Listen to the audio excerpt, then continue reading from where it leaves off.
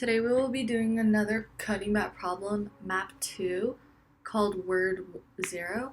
And the problem reads, given an array of strings, return a map type string integer containing a key for every different string in the array, always with the value 0. For example, the string hello makes the pair hello 0. We'll do more complicated counting later, but for this problem, the value is simply 0.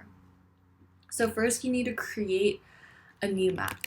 So we're going to create a map of type string as the key, an integer for the value, and we're going to name this map map.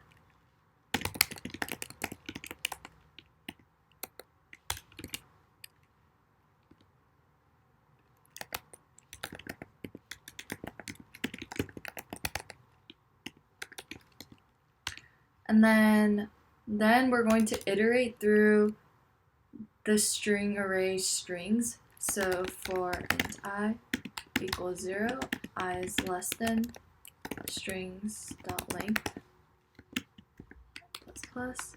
And for every value in the strings array, we're going to put that as the key in our map. So map dot put